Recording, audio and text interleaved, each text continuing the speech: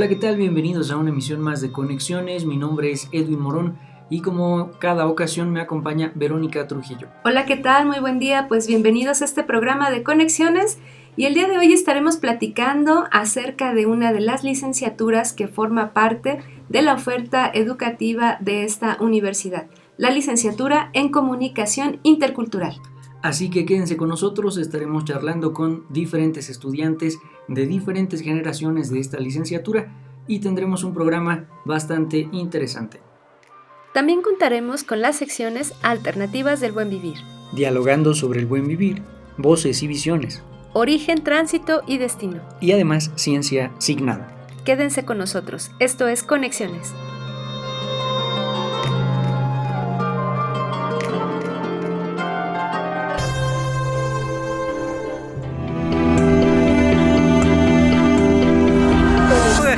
Najo Viejevi, Shimopanoltican, Chetani, Shimopanolti. Esto es Conexión. Entretejiendo culturas y saberes.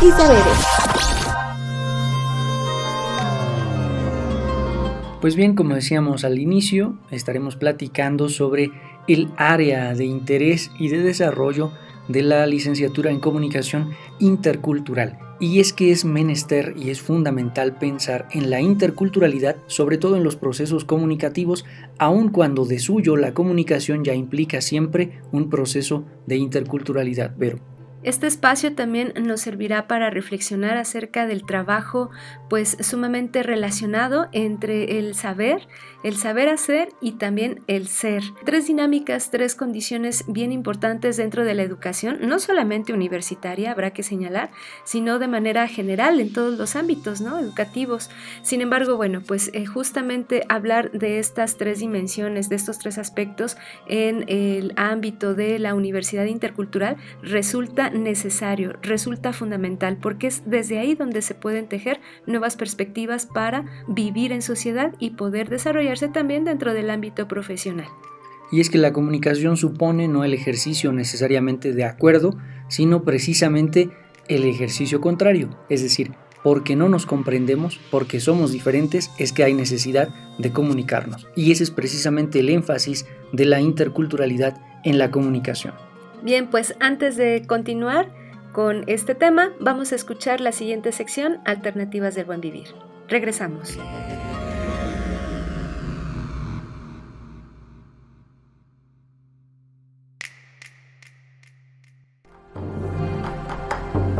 Alternativas del Buen Vivir. Con Adriana Rodríguez. Muy buenas. Vamos a reflexionar sobre el estar siendo y el ser estando. Y para ello quiero invitarte a un viaje imaginario a ese lugar del fuego en el que nos reunimos con los abuelos, con las abuelas, vemos las estrellas, escuchamos el sonido del agua y conversamos y escuchamos, nos escuchamos. Y escuchamos cuando los abuelitos se ríen y las abuelitas también, para invitarnos a aprender a ser, estando y estar siendo. ¿A qué se refieren? A la presencia, se refieren a la conciencia, a saber que todo lo que hacemos en todos los momentos de nuestra vida, nuestras acciones, nuestras palabras y nuestros movimientos muestran quiénes somos. No solamente qué hacemos es lo que nos define, no nos definen etiquetas de profesiones, de lugares, incluso de nombres. Lo que realmente define quiénes somos es cómo estamos y cómo somos. El estar siendo, el aprender a ser estando en coherencia. Por ejemplo, manejando la palabra sin ofender, escuchando, porque muchas veces estamos más obsesionados por ser escuchados que por escuchar desde el corazón común, de la comunidad, de la naturaleza, de los sonidos del fuego, del viento o del silencio, porque el silencio también habla. Aprender a observar las señales que vienen del camino, de la naturaleza, de los pájaros, de las plumas o las piedras que encontramos. Aprender a estar siendo, a ser estando. Ser estando significa mirarse adentro. Claro, ¿quién soy? ¿Qué quiero? ¿Qué requiero? ¿Y qué cosas he de mirar en mí? Para recibir lo mejor, he de dar también lo mejor. Y muchas veces aprender a pedir.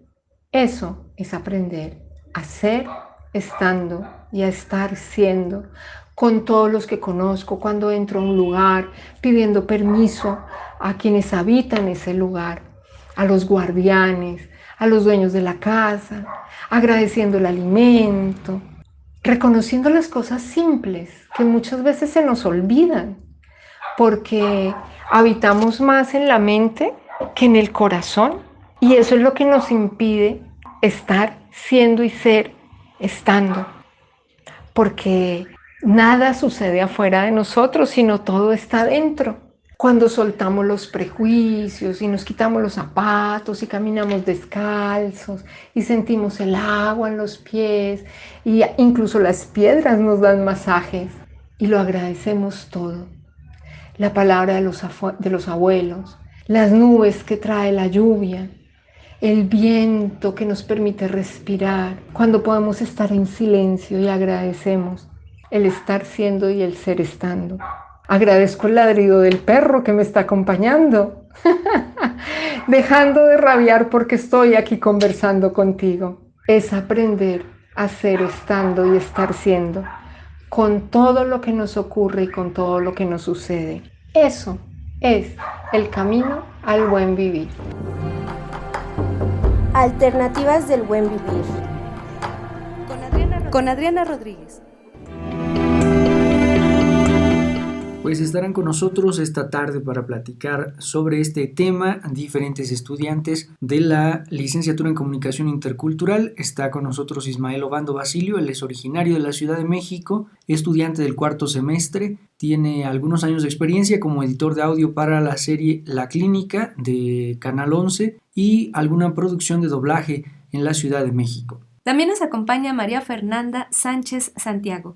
Ella es originaria también de la Ciudad de México, actualmente reside en Michoacán, labora en la asociación Primero los Mazaguas y está a cargo de la página Hablemos de Feminismo, que cuenta con más de 7,000 seguidoras y colabora con el Seminario de Heavy Metal de la UNAM. Está con nosotros también Isaac Sánchez Calzada, él es originario de San Felipe del Progreso, es hoster del canal Snowflake Freak, donde aborda temas de índole social. Participó como postproducción en un reality show de nombre Iconic Drag y además es fotógrafo en redes sociales. También contaremos con la participación de Noemí Montoya Hernández. Ella es originaria de Jocotitlán, estudiante del 8º semestre. Ella se dedica a la producción y desarrollo de teatro callejero. Fue parte de las 5 finalistas en el concurso estatal de oratoria femenil La Mujer en el Siglo XXI y de manera independiente se desarrolla como fotógrafa documentalista.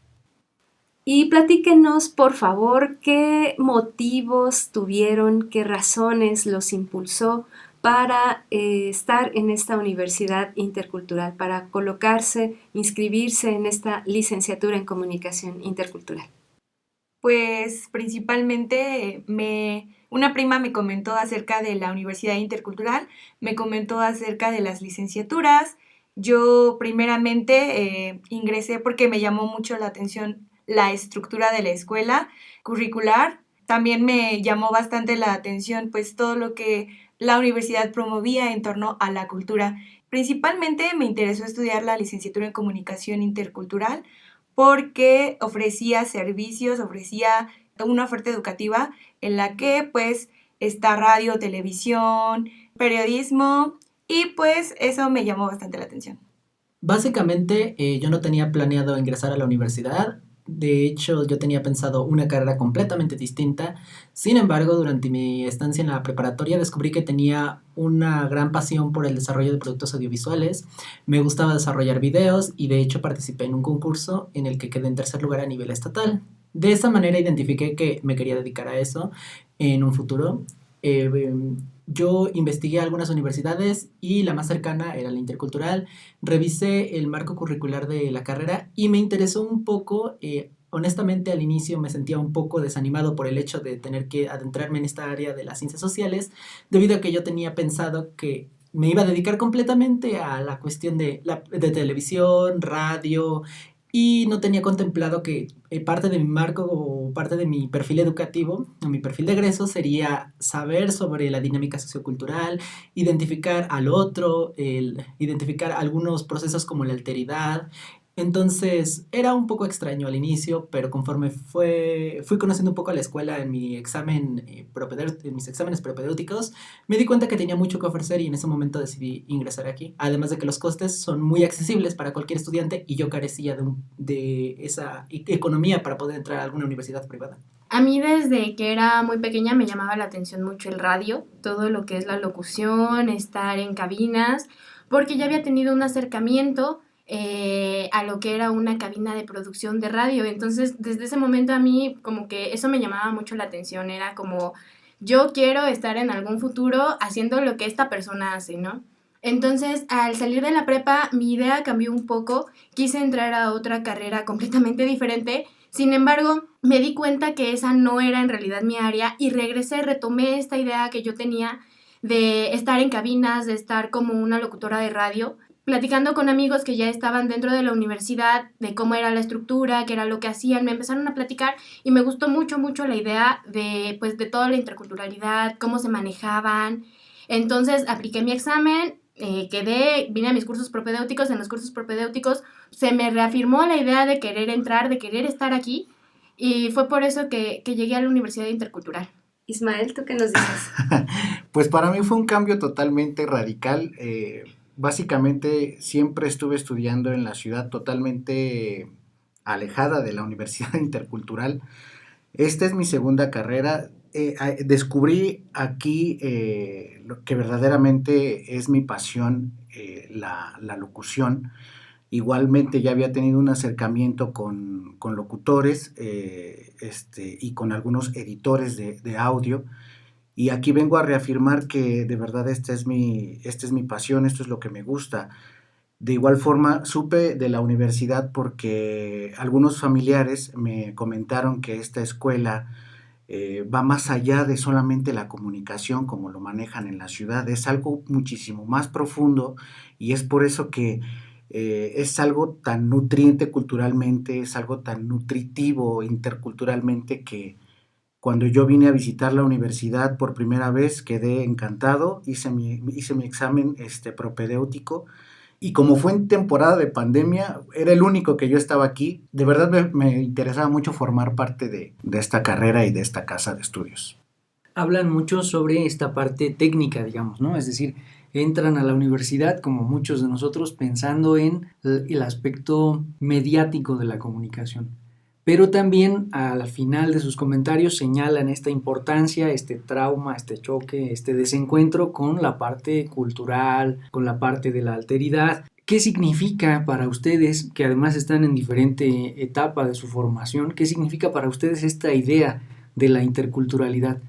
¿Hay una diferencia que hayan notado a lo largo de su trayectoria? ¿Hay algo que particularmente puedan ustedes notar iniciando esta preparación? ¿Por qué creen ustedes que es importante esta noción de la interculturalidad en la comunicación, por ejemplo? Por ejemplo, como lo mencioné anteriormente, siempre estuve en escuelas de la ciudad en donde uno está mecanizado para ir por sé alguien en la vida, estudia para que ganes dinero o cosas así. En el sentido de estudiar y ver la interculturalidad en la universidad, primero se basa el respeto. El respeto aquí se connota mucho, la tolerancia, y llevar a cabo estas prácticas es lo que hace diferente a esta universidad de las demás.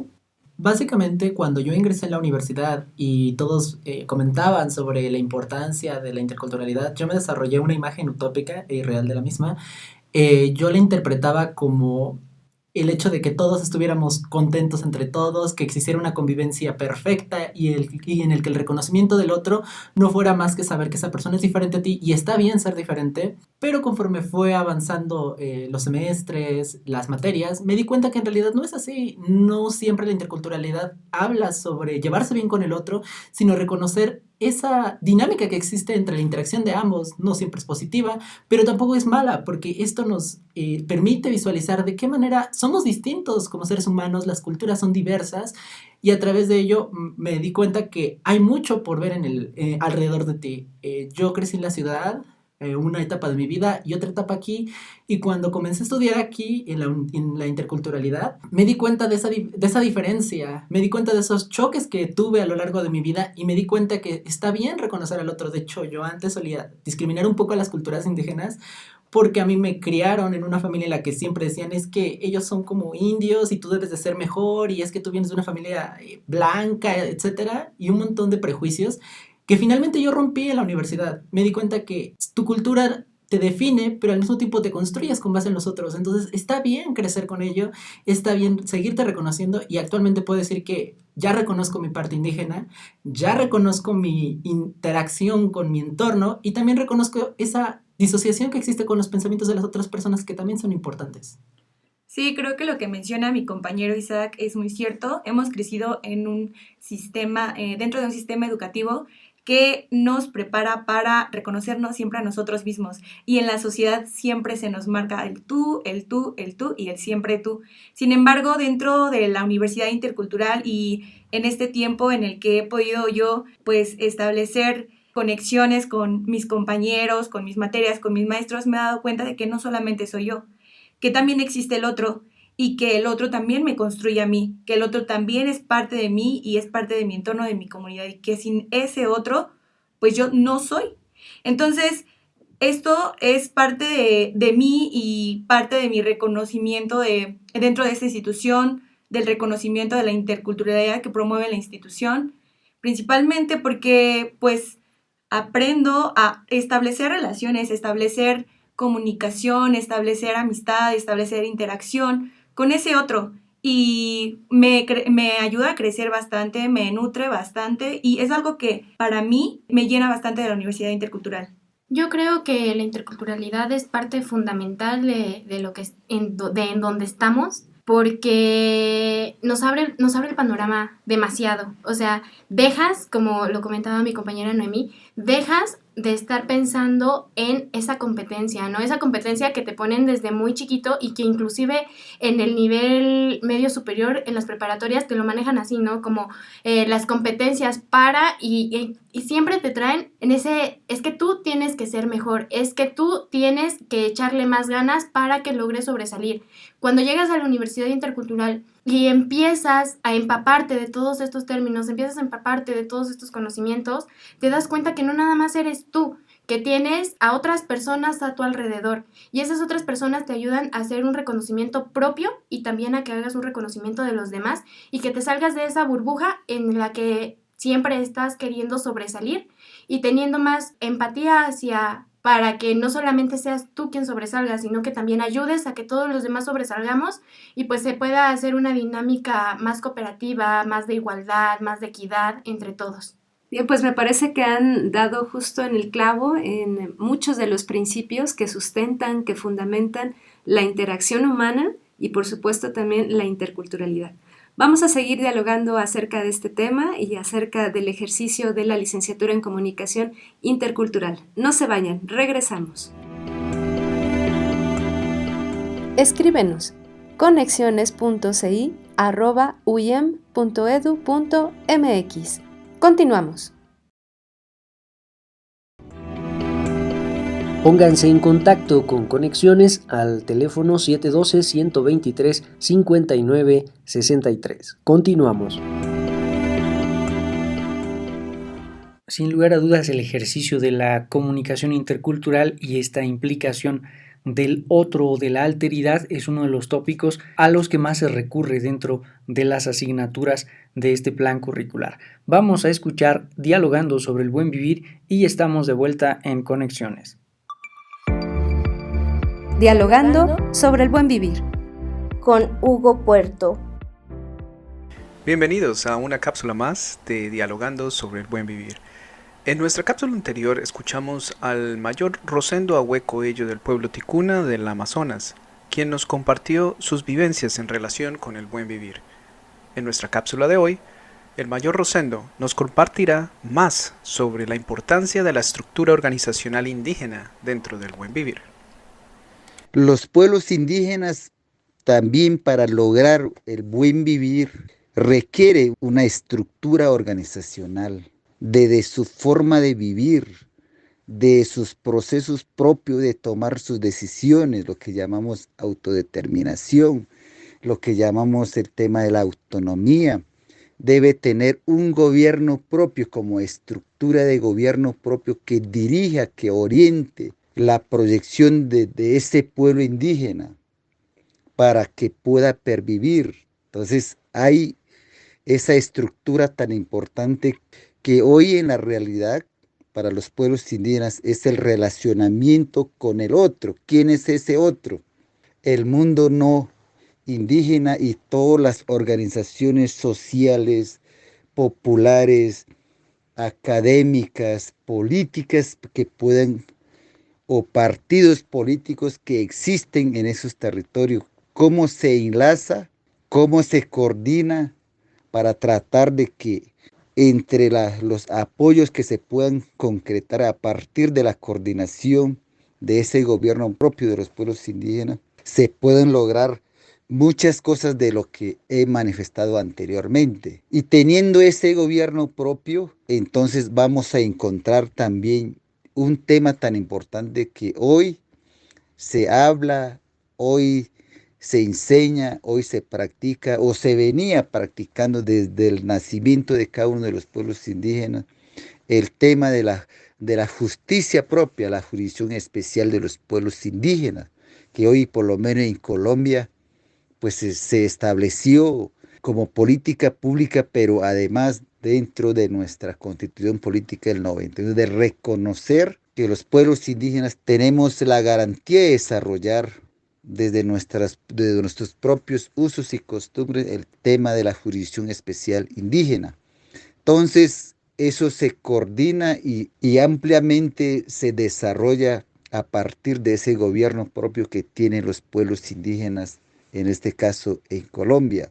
Además de eso, se debe tener mínimamente el acceso a una educación propia, a una educación convencional, a que el Estado garantice ese derecho de que la comunidad tenga ese servicio, ese derecho a aprender, ¿sí?, a formarse desde lo propio, pero también a aprender de lo que hoy en la modernidad, en la globalización se habla del tema de la interculturalidad. Entonces también se debe garantizar y se debe tener para obtener un buen vivir el tema de la salud, que el Estado donde esté ubicado el pueblo, la comunidad, la familia o ese ser humano, se le garantice mínimamente el acceso a la buena salud. Y ese acceso a la buena salud, en caso de Colombia, pues el acceso a una salud propia, a esos conocimientos, a esos saberes, a esas prácticas milenarias que hemos venido desarrollando miles de años los pueblos indígenas, de tener un propio sistema de salud y que eso se garantice así como lo practicamos, así como lo valoramos nosotros los pueblos indígenas, que el Estado entre a valorar y a reconocer esa ciencia de los pueblos indígenas que aporta a que la familia, a que la comunidad tenga buena salud. Amigos y amigas quienes van a escuchar estos audios, lo que acabo de manifestar anteriormente, pues eso es un poco lo que desde el concepto propio como pueblos indígenas, el buen vivir.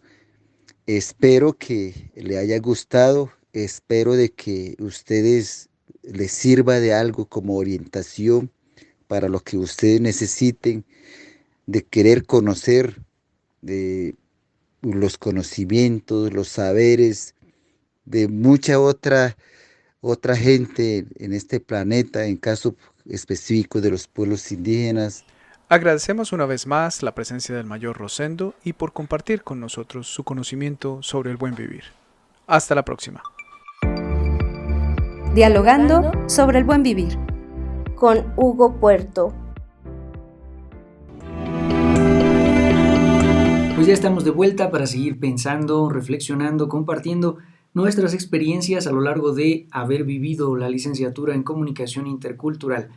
Y hablaban antes de la pausa, chicos, chicas, sobre su encuentro con esta idea de lo intercultural. Sin embargo, es importante también, me parece, que pudieran señalar, que pudieran contarnos un poco sobre si esa condición de alteridad, si esa condición de el reconocimiento, el respeto, ustedes lo perciben dentro de la propia institución y en los medios a los que finalmente les gustaría dedicarse. Yo actualmente en octavo semestre me he dado cuenta que la interculturalidad es demasiado compleja como para verla representada en un mismo sitio de manera muy utópica, por así decirlo. La escuela está llena de carteles donde hablan de respeto, tolerancia, pero yo también creo que existe esa parte contraria que también es algo importante de la interculturalidad, así que si nos remitimos a esta idea de la escuela intercultural donde todos nos llevamos bien y es como un conjunto de interacciones positivas, no necesariamente, pero lo que sí cabe aclarar de la escuela es que vas a aprender demasiado con base en la interacción con otros. En mis clases yo tuve compañeros, yo soy una persona LGBT, pro aborto, soy una persona que se considera antisistema machista, apoyo demasiado a las feministas y esta cuestión me ha llevado a tener interacción con personas religiosas, con personas que no están a favor del aborto, pero ahí es donde existe esta cuestión de la interculturalidad dentro de la universidad, dentro del aula. Es poder debatir sobre estos temas con tus compañeros y poder ambos tener un diálogo en el que se intercambien ideales construidos con base en ciertos fundamentos, autores, incluso productos audiovisuales de los medios de comunicación. Yo he estado trabajando últimamente en un canal de YouTube en donde he podido abordar estos temas de la interculturalidad, donde no solamente se reconozca lo bueno y lo malo, sino que se tenga esta perspectiva de los diferentes matices que construyen la realidad, donde no se diga, es que el feminismo es bueno y el machismo es malo, sino que se permita darle un poco más de lectura a ambas posturas y decir, estoy de acuerdo contigo, estoy de acuerdo en que quizás no todos los actos son como lo más positivo a largo plazo, pero también debes de reconocer que existe esta parte que no estás visualizando debido a que tu constructo se limita aquí. Y yo en un futuro, gracias a mi producto audiovisual que es acerca de la libertad, quiero crear esta perspectiva en un medio un poco más amplio, en donde la gente pueda reconocer que existe una perspectiva más amplia, que el constructo no se limita a quién fue tu familia, a quién eres actualmente y a quién serás. Este crecimiento depende completamente de ti, depende de con quién interactúes y también de qué tanto estés dispuesto a conocer a tu alrededor. Justamente lo mencionaba mi compañero Isaac, el tener a la interculturalidad dentro de un enfoque utópico, pues es muy común. Sin embargo, ya aplicado a la realidad, pues es totalmente distinto. En el salón en donde yo me encuentro, pues me relaciono con compañeros que obviamente no tienen ideas semejantes a las mías, que procuran y están dentro de subculturas ajenas a las que yo pertenezco, y esto me ha llevado obviamente a construir relaciones fuertes a través obviamente de la conversación, de un diálogo armónico. Pues también gracias a eso he estado trabajando en un tema de investigación para mi proyecto de titulación en el que yo reconozco al otro, ¿no? Justamente estoy trabajando con la cultura del hip hop en la que varios de mis compañeros pues están dentro o retoman, y me ha llevado a considerar sus prácticas, sus formas de comportamiento dentro de la sociedad, sus formas de expresión, y me lleva muchísimo a pensar cómo es que yo puedo trabajar con ellos, cómo es que yo puedo establecer relaciones con ellos. Obviamente no desde imponer obviamente mis creencias o desde trabajarlo desde cómo yo concibo esa realidad, sino obviamente desde cómo ellos lo están viviendo. Creo que dentro del salón es algo que se ha platicado bastante, creo que es algo que se ha tratado bastante y pues creo y considero que es pertinente mencionarlo. Yo creo que realmente pues es algo que sí es complicado a veces el manejar la interculturalidad, porque por una parte, pues sí, llegamos con la idea de, ay, todos amiguitos, todos agarraditos de la mano y vamos a estar bien contentos todos, ¿no? Pero cuando empiezas a adentrarte y cuando empiezas a vivirla como tal, te das cuenta que no es así, te das cuenta que hay miles de pensamientos diferentes, miles de ideas distintas, aunque sea en base a un mismo tema, ¿no? Por ejemplo, yo manejo una página de feminismo en Facebook en la cual hay muchas chicas integradas, varias de ellas extranjeras, de distintos lugares, de distintos estados, y aunque es un mismo tema, todas tienen como su idea, ¿no? Como su lucha, por así decirlo, porque depende mucho del contexto en el que se encuentren. Entonces, esta idea de la interculturalidad que se nos plantea dentro de la universidad nos ayuda a tener y a empezar a generar diálogos más empáticos, a no querer a fuerzas imponerle a la otra persona tu creencia, tu pensar, y entender que esta persona va a tener sus propios pensamientos y que entre los dos o entre los tres o entre los que sean pueden llegar a tener un diálogo, una charla y llegar a puntos en donde todos se nutran para crear un conocimiento mayor y no quedarse solamente pues en lo mínimo que se puede encontrar. Creo que mis compañeros han abordado temas bastante, han dicho sus puntos de vista y comparto mucho de lo que han dicho. El no estar de acuerdo no siempre es malo. El no estar de acuerdo nos va a llevar a dialogar, a nutrirnos más de cualquier tema, de cualquier cosa que podamos hablar. Y yo lo veo en el aula, en mi salón, por ejemplo, que yo no tenía la capacidad para poder analizar una imagen. Hablemos de los discos de heavy metal, porque soy muy amante de los discos de heavy metal. No tenía yo la capacidad de por qué, o de preguntarme por qué esa imagen, una imagen de 10 centímetros por 10 centímetros que quizá está encapsulado ahí, que representa demasiado, ya sea un lenguaje, esa es la forma en la que yo empecé a ver la interculturalidad, a preguntarme más allá, a querer cuestionarme y saber un poco más de por qué hago lo que a mí me gusta, por qué escucho lo que yo escucho, por qué digo lo que yo digo. Y en base a la palabra que construye, el lenguaje, que construye el mundo. La verdad es que el no estar de acuerdo siempre nos va a llevar a algo bueno, claro, siempre manejándolo con el respeto y la tolerancia que se merece. Un aspecto claro, fundamental de la interculturalidad es distinguir lo plural, lo diverso. Desde ahí es que se puede entretejer relaciones interculturales, pero también transculturales, ¿no? Eso es fundamental, me parece que pongamos sobre la mesa, porque justamente a partir de la reflexión, pero no solo de la reflexión, sino también del ejercicio de nuestras acciones desde el ámbito y para el ámbito intercultural, nos plantea entonces relaciones transculturales, ¿no? Estas relaciones en donde no necesariamente tenemos que partir o tenemos que llegar a una condición utópica, ¿no? Justo de lo que ya se mencionó hace unos minutos, sino que nos dan posibilidades también de convivencia, de colaboración, de complementación. Las manifestaciones audiovisuales, sonoras y demás productos de la comunicación humana son un tema que atañe a nuestra licenciatura. Vamos a escuchar voces y visiones y regresamos.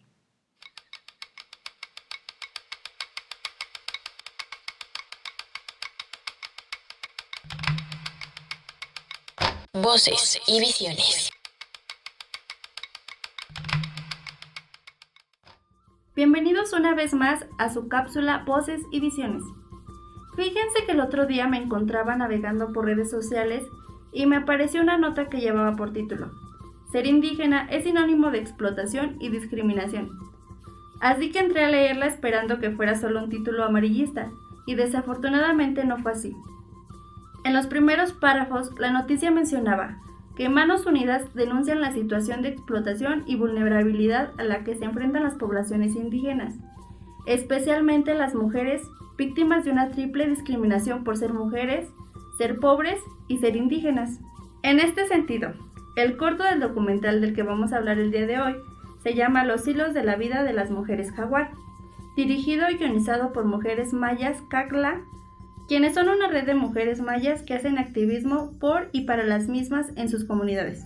El corto formó parte de la selección oficial del 17º Festival Internacional de Cine en Centroamérica ICARO, Guatemala, y del 6º Festival Internacional de Cine Invisible, FIL Socialac, Bilbao. Además forma parte de Ambulante Más Allá, un proyecto de formación documental que mantiene el propósito de acompañar los primeros pasos de nuevos realizadores en México y Centroamérica. Esta obra está compuesta por historias que son contadas desde diversas comunidades con una perspectiva cultural y estética propia, lejos de los parámetros convencionales que son impuestos desde el discurso dominante. No es necesario indagar mucho a lo largo de estas historias para ver el daño y las marcas que dejó la violencia en las mujeres que cuentan sus vivencias. El corto está dividido en varias partes y la primera es la pobreza, donde las mujeres narran cómo debido a problemas como la explotación laboral, el alcoholismo, la escasez de recursos y la constante violencia vivida en sus hogares, se veían forzadas a ser entregadas en matrimonio en contra de su voluntad. De acuerdo con Ceneval 2018, el porcentaje de población indígena en situación de pobreza es de un 69.5%, en contraste con el 39% de la población no indígena que se encuentra en esta situación. Volviendo al corto, la segunda parte trata sobre la violencia, donde se relata cómo los maridos y otros integrantes de la familia de estas mujeres las agredían, ya fuera con golpes, con palabras o incluso privándolas del contacto con el mundo exterior. La tercera parte toca el tema de la discriminación, donde las protagonistas nos cuentan cómo no tenían voz ni voto en ninguno de los aspectos de su vida, también cómo se les negaba la oportunidad de participar en su comunidad e incluso de tomar cargos comunitarios. Una vez que terminaban de contar estas amargas experiencias, se pasa al apartado denominado Senderos de Luz, que es donde estas mujeres encuentran la forma de tejer redes de apoyo, pues como el mismo cortometraje dice, nuestra vida teje hilos de dolor, pero también hilos de fuerza y poder con los que seguimos tejiendo nuestro futuro.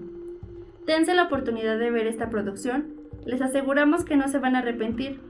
Esto fue todo por el día de hoy. La información de esta cápsula fue obtenida de Filmilatino, filmotecunam.gov.mx y Coneval. Los dejamos con Mujer Jaguar, de Combo Chimbita. Y no lo olvides, lo escuchaste en Voces y Visiones. Hasta la próxima.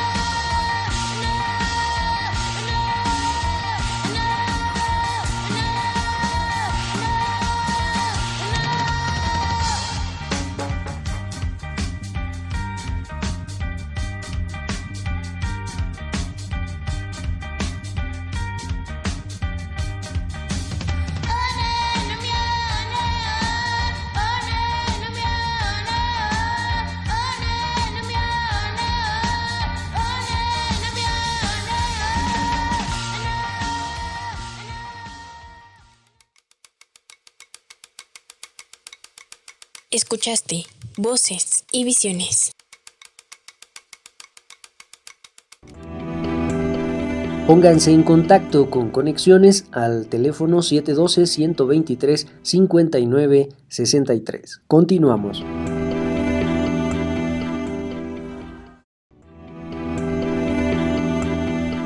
Escríbenos conexiones.ci@uyem.edu.mx.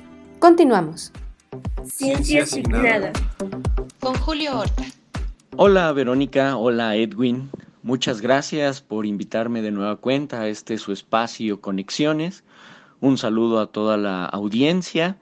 Y bueno, pues como cada entrega vamos a platicar de la ciencia en clave semiótica.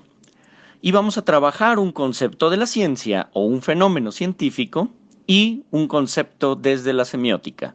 Y vamos a ver cómo se imbrican en la construcción del conocimiento. El día de hoy vamos a ver la noción de metáfora y modelo científico. Fíjense que hay algo muy interesante. Una metáfora para George Lakoff y Mark Johnson en su libro Metáforas de la vida cotidiana es una operación cognitiva que permite al individuo conectar ciertos conceptos con el sistema de nociones que determina una cultura. Es decir, los conceptos con los que pensamos el mundo no son nuestros conceptos, son los conceptos que define una cultura. Y una metáfora nos permite conectar nuestra cognición con ese sistema de nociones. Bueno, En ese sentido, entonces, una metáfora nos permite comprender y entender un tipo de cosas en términos de otras. De ahí que la metáfora propone una similaridad o semejanza entre nociones de un campo poco conocido que podemos vincular con un campo de conocimiento bastante conocido. Entonces, la metáfora es una operación cognitiva fundamental con la cual representamos y conocemos el mundo. Pasa algo muy interesante en la ciencia. ¿Cómo podemos representar entidades que no observamos directamente? Pensemos en algo muy concreto. ¿Cómo podríamos pensar la existencia de entidades como la estructura del ADN? En 1953, los científicos Francis Crick de la Gran Bretaña y James Watson de Estados Unidos publicaron en la revista Nature su famosa estructura helicoidal del ADN. Pero ellos se basaron en las fotografías de Rosalind Franklin.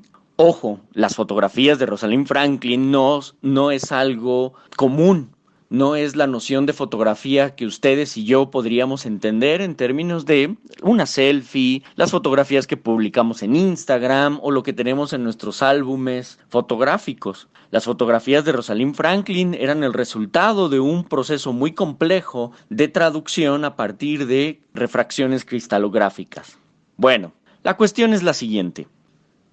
Watson y Crick pensaron la estructura del ADN a partir de un conjunto de teorías, de términos teóricos y de diagramas que les permitieron configurar esa estructura tridimensional del ADN. El ADN no tiene propiamente espacialidad, es decir, no hay un espacio a la manera en la que ustedes y yo entendemos el espacio social, el espacio arquitectónico, el espacio urbano, la distancia interpersonal. Las entidades fenoménicas como el ADN o las moléculas no tienen propiamente un espacio. Nosotros diseñamos ese espacio. Y ahí viene la noción de modelo científico. El modelo científico permite construir representaciones metafóricas en donde le damos un espacio tridimensional a fenómenos que no tienen espacialidad. Y entonces tenemos una cuestión muy interesante. Es a través del modelo científico que se construye la existencia de una entidad que directamente no es observable, porque es una entidad microscópica. Entonces no podemos observarla como observamos el cielo o como observamos las cosas que están en nuestra experiencia cotidiana. Lo que hacemos es construir una red de textualidades a través de operaciones metafóricas que nos permiten tridimensionalizar un fenómeno para la cual no tenemos una correcta observación empírica. Es a través de la metáfora y de los modelos que tienen esta función metafórica que nosotros podemos pensar el mundo, aun cuando nosotros no podamos observar ese mundo. Un saludo a todo el auditorio de Conexiones y nos vemos en la próxima entrega de La Ciencia Asignada. Ciencia Asignada. Con Julio Horta. Finalmente quisiera que nos platicaran, a partir de estas herramientas que ustedes han podido recuperar y recopilar, reencontrar, olvidar y recordar en el ámbito académico, desde sus planteamientos de investigación, ¿no? En las tesis, en los proyectos de cada parcial, etcétera, y de las visitas continuas también a las comunidades, desde otras actividades lúdicas, rituales, etcétera, que han tenido la oportunidad de compartir y de vivir dentro de su formación universitaria. ¿Cómo se miran una vez que hayan egresado? Es decir, ¿cuáles serían estas herramientas que les pudieran funcionar o que consideran que ya les están funcionando, ¿no? En el ámbito laboral y que se gestaron o que adquirieron dentro de este ámbito universitario? Básicamente, me queda 1 mes y medio para salir de la escuela y hasta este punto he logrado desarrollar muchas ideas que me encantaría plantearme como proyectos. Yo tengo la especialidad en producción audiovisual, por lo tanto me voy a dedicar a televisión o radio. Sin embargo, sí quiero seguirle dando esta sustancia intercultural a mis productos. Me encanta mucho el cine del terror y me encantaría seguir investigando sobre las historias y leyendas de los pueblos originarios, pero quitándole la idea del folclore Yo soy un fanático desde niño de las películas de horror, pero me he dado cuenta que en muchas ocasiones se queda en que es el monstruo y el monstruo es muy malo y fin, pero no hay nada sustancial detrás del monstruo o no hay algo que realmente te diga, a partir de esta cultura se desarrolló este símbolo que es expresado a través de un monstruo y reflejaba cierta condición de la cultura, y a mí me encantaría mostrar eso.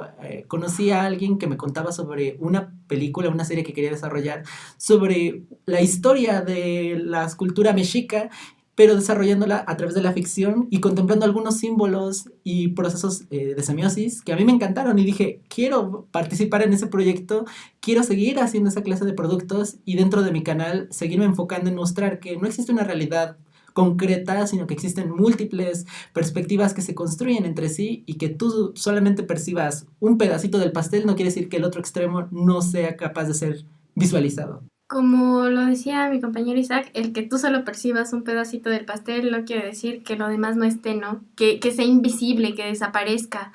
Yo pretendo enfocarme más hacia la parte del periodismo, y dentro de esta área del periodismo incentivar la interculturalidad, en darle voz a los que no tienen voz, ¿no? Actualmente en México el periodismo es de las carreras pues más peligrosas, desafortunadamente, que se encuentran, y en especial como mujeres es muy complicado llevarla a cabo. Sin embargo, creo que hace mucha falta periodistas que estén dispuestos a hablar por los que no son escuchados, a hablar de temas que son tabú o que te dicen no lo hagas porque te van a hacer o te va a pasar. Y creo que si como sociedad, si como población dejáramos de tener ese miedo de, híjole, es que si lo hago me van a hacer o me va a pasar, las cosas serían muy diferentes. Entonces, ese es el área en el que a mí me gustaría pues desarrollarme en un futuro.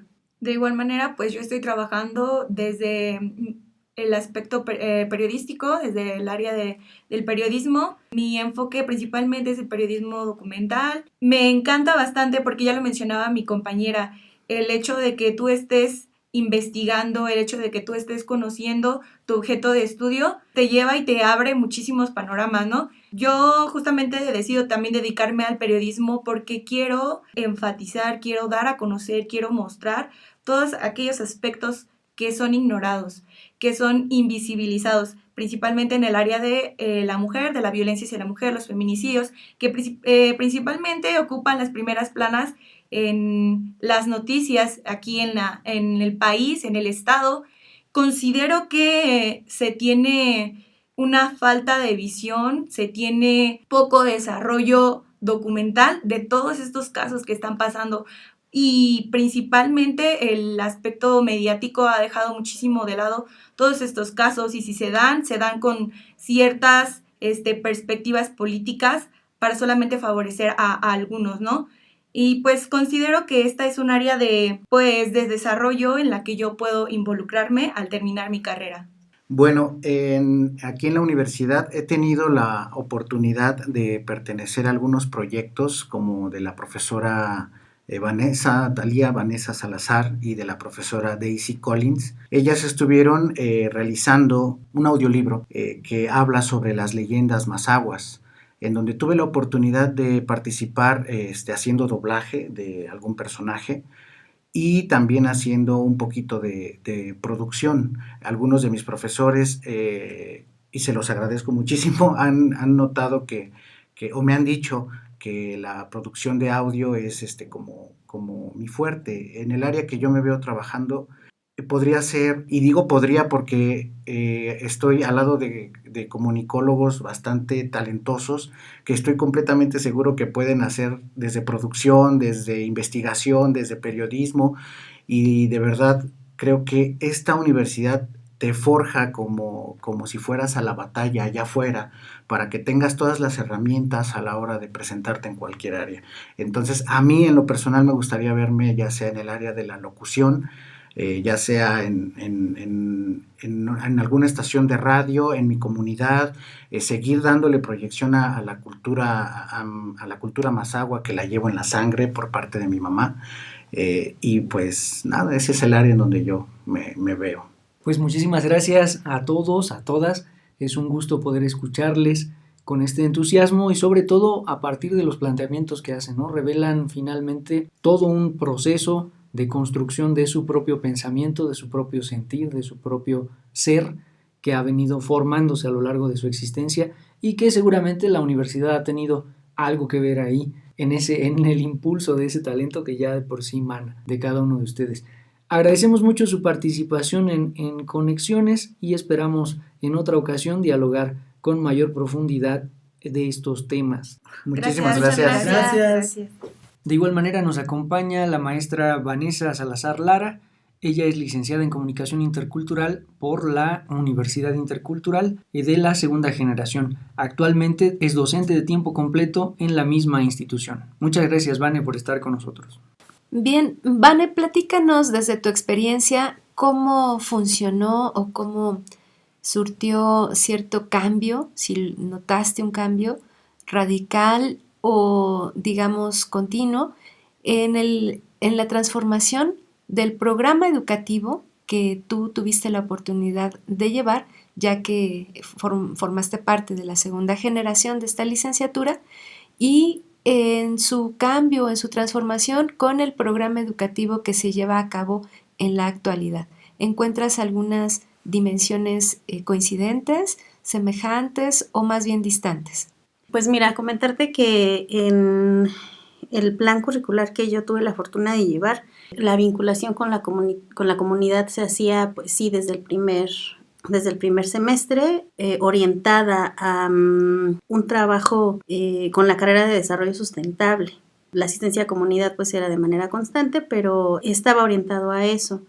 Pero fíjate que había una línea de especialización que era la de educación intercultural. Entonces esta línea se empezaba a cursar desde sexto, séptimo y octavo semestre. Y la idea era pues encaminar al profesional de la comunicación intercultural a prepararse en un ámbito de la docencia y del desarrollo de proyectos de investigación pues enfocados a esta área. Funcionó en la medida en que pues en ese tiempo se hizo una reforma a los programas de la Secretaría de Educación Pública, entonces la idea era trabajar bajo proyectos interculturales y bilingües.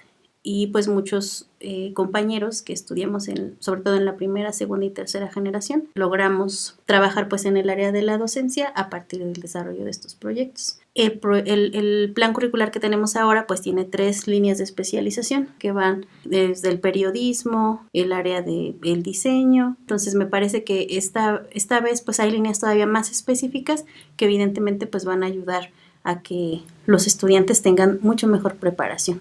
Bien, pues áreas como justamente el periodismo, los medios audiovisuales, la fotografía, el video y otra rama que tiene que ver justamente con la producción de diseño gráfico, de diseño en todas sus vertientes, nos orienta a pensar también en el trabajo al interior de las aulas y que también nos dan posibilidades de realizar distintos proyectos, producciones, una vez que hemos egresado. No solamente desde el ámbito técnico, sino también valdría la pena recalcar desde una postura llevada a lo crítico, ¿no? Desde el ejercicio social, cultural e intercultural. Entonces, desde esta situación, Vane, ¿qué nos puedes compartir acerca de las modalidades de titulación? ¿Cuáles son las que existen en esta licenciatura? ¿Crees que son suficientes con estas modalidades? Y claro, por supuesto, los trabajos que se llevan a cabo actualmente con respecto a los estudiantes que ya desarrollan estos proyectos. Pues mira, creo que una de las bondades del plan curricular actual es que nos permite a los estudiantes pues titularse no nada más a través de un trabajo de tesis, tesina, sino de otros materiales que creo que son funcionales para la carrera, ¿no? Está, por ejemplo, la opción de los portafolios fotográficos, diseños editoriales, ¿no? Que van desde diseños de revistas hasta de propuestas de realización de periódicos, de diseño gráfico. Incluso, por ejemplo, en las últimas generaciones los estudiantes están optando por hacer materiales audiovisuales.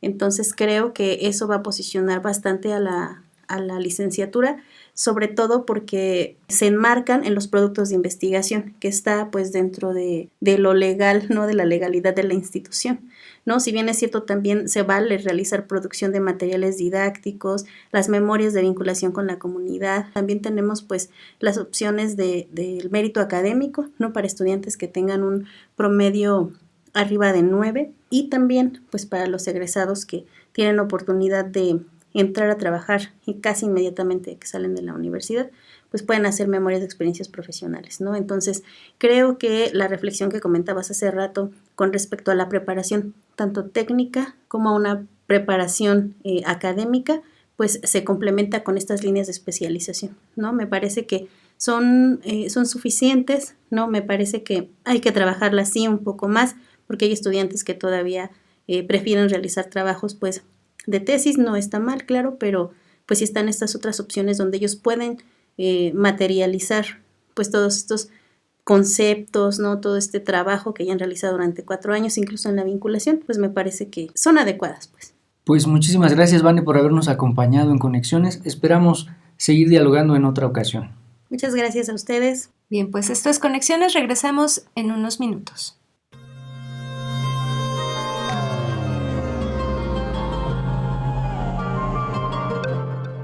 Bueno, pues sin duda pensar en las motivaciones que cada persona tuvimos un momento antes de entrar a la licenciatura, pues me parece que nos define, o por lo menos pues nos presenta las diferentes aristas en torno a las cuales girará nuestro ámbito profesional y también, por supuesto, nuestros gustos, en particular para desarrollarnos. Entonces, hemos dialogado sobre estas motivaciones todas ellas distintas, diversas, pero que me parece que tienen o se encuentran en un plano común.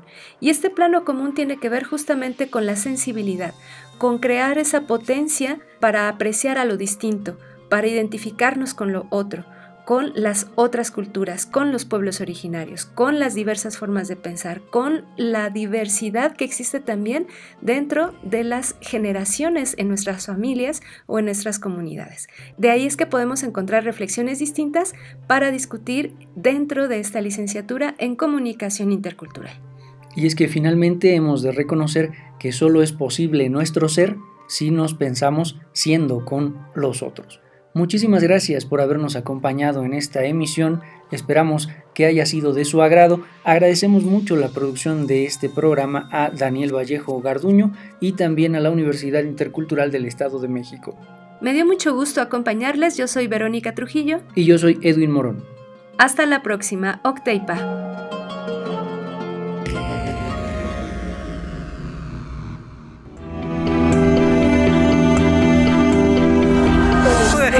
Najo Viejevi, Shimopanoltican, Chetani, Shimopanolti. Esto es Conexión. Entretejiendo culturas y saberes.